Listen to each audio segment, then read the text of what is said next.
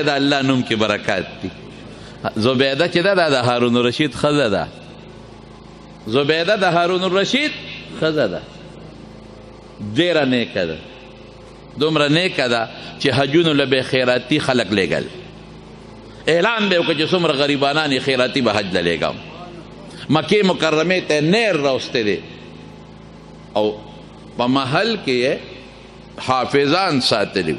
د هغې دا کوه چې زما په محل کې د کلرک نه والا، بابونه والا، ډایرکټر او سیکرټري تر کلاس پاور او جاروکخ او بشتي نه والا، دا به ټول د قرآن شریف حافظان دي. دا د هغې قانون چې کوم جارو وي چې د قرآن تلاوت کوي، چې کوم سیکرټري صاحب دستخط کوي چې د قرآن تلاوت کوي، چې کوم بشتي اوبه راوړي چې د قرآن تلاوت کوي، که کوم کلرک او بابو لیکل کوي چې د قرآن تلاوت کوي، چې د ما په محل کې هر وخت د قرآن شریف تلاوت دی. ډېره نیکه وه، سخي وه، غریبانانو جامې جوړې، پیسې ډوړې. خو چې کله مړه شوه نو چا په خوب کې ولیده، وی زبیدې الله د سره څو کړل؟ وی چې الله ته ور مخامخ شم، وی ما ته وی چې زبیدې څه دې راوړي دي، چې کله مړ شي نو پته به درته بیا ولګي څه دې راوړي دي. زبیدې ډېر حجونه دي کړي، غریبانانو سره ډېرې مددې کړي، ډېرې پیسې دې لګولې دي او ډېر مسکینانو صدقې دې ورکړي دي او ډېر خلک د خیراتي حجونو له لیږلي دي. زبیدې دې کې ستاسې کمال دی، دا خو زما کمالو، دا خو ما د حسن در که ښکلې مې پیدا کړې، بادشاه مې در باندې هارون رشید عاشق که، نو د هغه نکاح له مې ور ورسولې. نو که ته ما چېته یو توره چوړی پیدا کړې وې په د کلي په یو ګوټ کې او غریبه وې او د بادشاه ښځه مې نه وې جوړه کړې، تا څه کولی شو؟ که ته مې په سترګو ړنده پیدا کړې وې، تا څه کولی شو؟ په لاسونو خپو مې شله ګوډه پیدا کولی شوې، تا څه کولی شو؟ څه دې کولی شو؟ بس مې زبیدې غرقه شو. زما ورونو، زما قسم په خدای، زما قسم د الله په ذات چې دا مونږ څه یو، دا د الله احسان. د چا احسان؟ د اسلام چا را کړی دی؟ شوق سره ووایه. ایمان چا را کړی دی؟ او دا خشته ښکلی پیغمبر چا را نصیب کړی دی؟ الله نصیب کړی. مونږ خو خدای ته نه ویل، سترګې خدای را کړي دي، غوږونه خدای را کړل، هر څه خدای الله د طرف نه نعمت دي. او دا زه نه ویم، دا قرآن شریف وایي ان من شیء الا عندنا خزائنه. الله وایي د هر شي خزانه ما سره ده. وما ننزله الا بقدر معلوم. په خاص اندازه خلکو له ورکوم. خزانې خدای سره دي، خزانه د رزق او د مال او د بچو او د صحت او د بیماری نه د روغوالي دا چا سره ده؟ دا خزانه جواب راکړئ. دا به غواړو د چا نه؟ دا ذهن کې واچوئ. څوک هم تیر نه باسي، څوک هم غلط نه کي په غلط عقیده. دا ښکلې عقیده ده د اهلسنت والجماعت، دا د قرآن او د پیغمبر عقیده ده. دا به د خدای نه غواړو، مخلوق نه به نه غواړو. به هر کیف وی زبیدې دا هر څه ما درکړي، ستا پکې څه دي؟ وی ما زه زبیدې غرقه شوې. وی زبیدې په یو عمل دې بخم، ګوره اوس د الله رحم ده. وی یو ځل تا ډوډۍ خوړه، نوړی دې راوچته کړې وه خولې ته او دې کې بانګ ووې، نو چې بانګ یې وې ستا په سر لوپټه نه وه، سر دې سرتورو، نو تا زر نوړی واپس پلیټ کې کېښوده، خولې ته دې یو نړ واپس دې کېښوده او لوپټه دې په سر برابر کړه. هلکه اوس هم ګورې چې دا بانګ وویلی شي زنانه زر لوپټه په سر برابر کړي، داسې ده که نه؟ او پخوا دا ماشومان یې نه وي دا پوټینی پوټینی، اوس نشته هغه شی. د موبایل او د فیسبوک تبی راوسته. هغه ماشومه جینۍ چې بانګ به په سر به زر لاس کېښوده، هلکه یاد دي تاسو ته؟ په سر به لاس کېښود. دا ورته مور پلار عقل خولې وقل چې د بانګ احترام به کې. نو زبیدې تان وړی واپس پلیټ کې کېښوده او لوپټه دې برابر کړه. زما د نوم احترام دې وکړه، وروستو دې نوړی خوړه، زما د نوم دې دقه احترام کړی دی، په دې مو بخلې زه جنت ته. د الله د نوم به احترام کوو ښه، او قدر به کوو، عزت به کوو. دې کې کمال دی، دې کې برکت او دې کې عزت دی. نو څه ورته جبریل علیه السلام وایي د الله په نوم دې دموم، د هر مرض نه دې دموم، شفا به څوک ورکوي؟ الله. نو اوس چې ته معتدلي ملا وی وی حدیث کې راځي چې څوک دم استعمالی دی دا توکل نه خالی دی د هغې په معنا ځان پوه کا د هغې دا معنا دی چې څوک وی د دم جوړ کړم نو د په دم توکل وکړه په خدای ونه که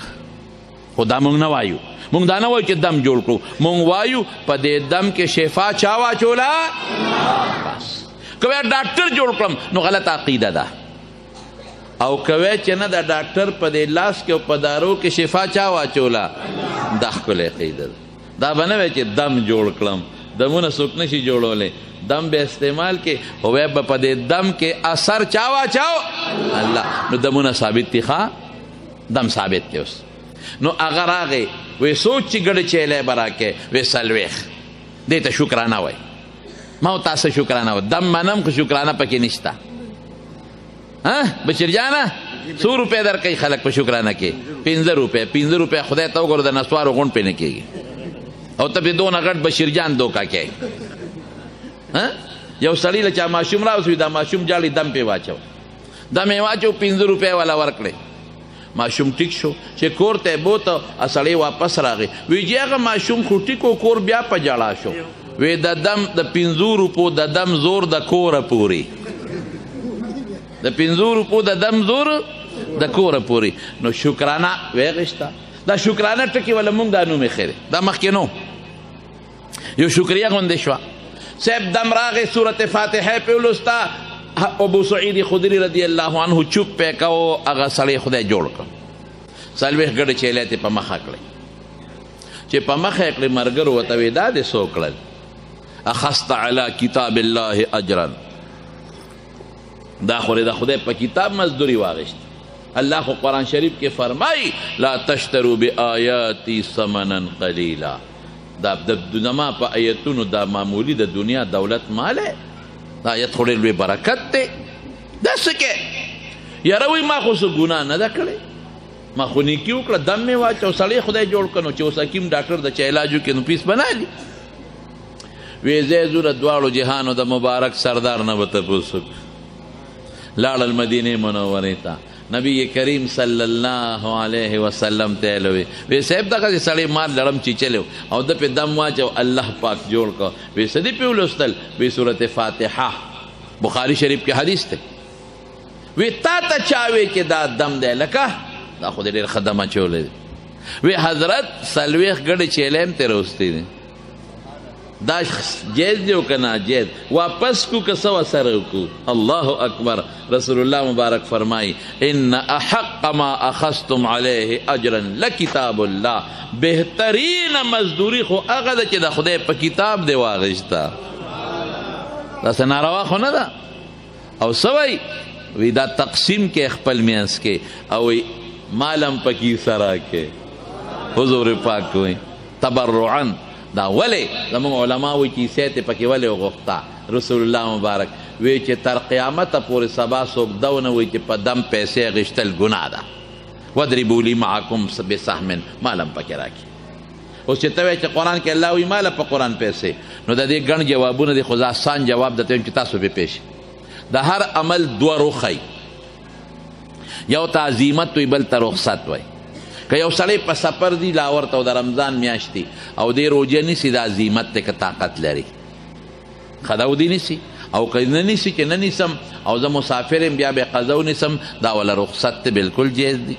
دقه رنګې که ته وایې زه پیسې نه علم ماله به خدای په آخرت کې ډېر لوی اجر او ثواب درکړي ښه خبره ده ماله او که وایې چې نه اخلم او دا خو ما علاج وکړه نو اخیستل یې جایز دی له دې حدیث نه معلومه شو نو قرآن کې شفا ده وننزل من القرآن ما هو شفاء ورحمة للمؤمنين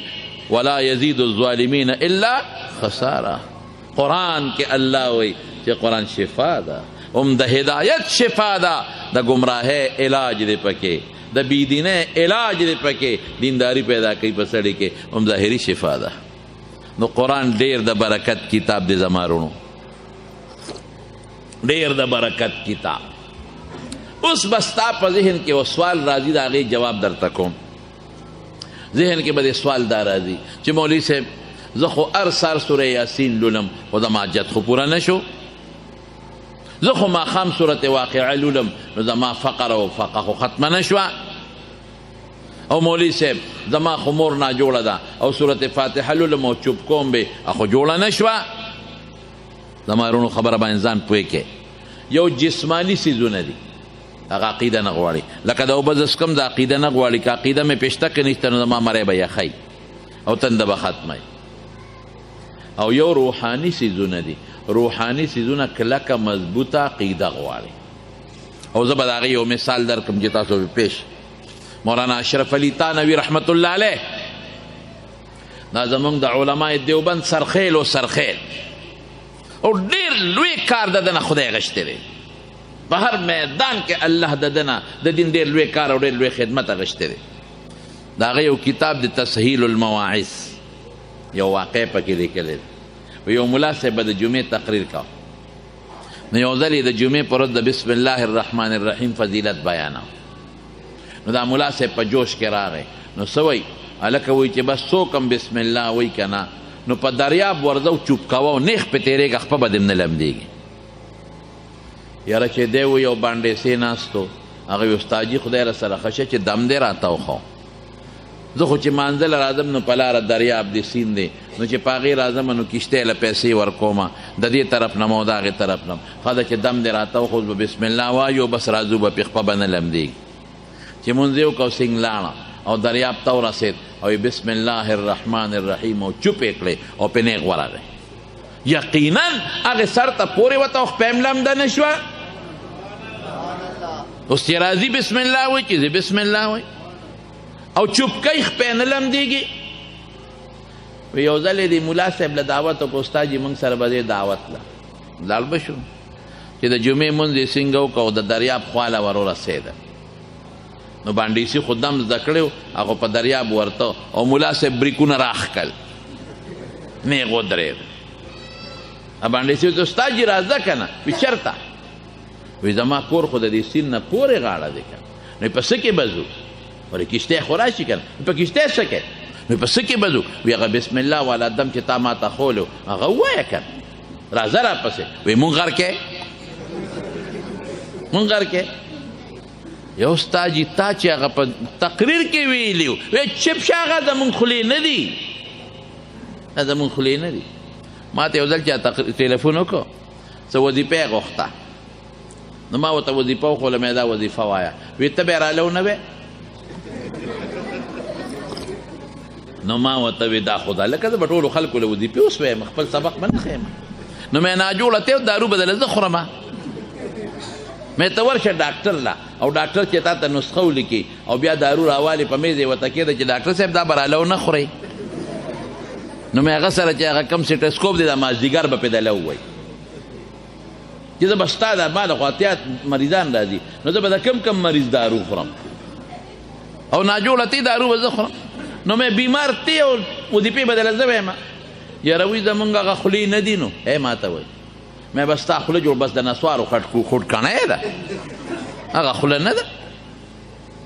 صرف نسوار پکې چې مې دا یاره وایي زمونږ خوله مې نوم به د خدای الې که نه یو کلمه پې وایه که نه او درود شریف پې وایه که نه او نو مې وظیفه هم پې وایه که زما رونو خبرې ته متوجه شه نو خبره مې دې پورې کوله چې هغه استاد جي ورته وایي زمونږ هغه خولې نه دي وایي استاد جي داسې نه کېږي تا دم خولی دی او زه پې هغې وخت نه لګیا یم عمل پې کوم راکه ماله لاس که زه یې ډوب کړم مه راځه راپسې او که زه یې ډوب نه کړم راځه استاد جي وایي ښه ابانډیسۍ ته مخکې استاد جي ورپسې دی هغه وایي بسم الله الرحمن الرحیم او چوپ یې کړئ او پې نیغ روان داسې لکه په موټر وی چې سړی ځي او استاد جي خپې داسې داسې کېږي استاد جي خپې ټینګې که ګورې غر کېږي دا ولې دې کې نکته شوه مولانا اشرف علي صاحب وایي چې چا دم خولی دی د هغه یقین مضبوط نه دی یریږي او چې چا زده کړی دی د هغه یقین مضبوط دی پې نیغ روان دی نو روحاني اسبابو کې عقیده او یقین ډېر ضروري شی دی چې ته وایې چې فاتحه کې شفا ده په دې کلک یقین وساته دا د رسول الله مبارک د خولې خبره ده کلک یقین وساته ته ګوره چې شفا ده که نه ده خو چې تا خو پنځه ګولۍ مخوری صورت فاتحه دې مه وایي نو خو عقیده دې ټیک نه ده برابر نه ده نو زما وروڼو قرآن ډېر د برکت کتاب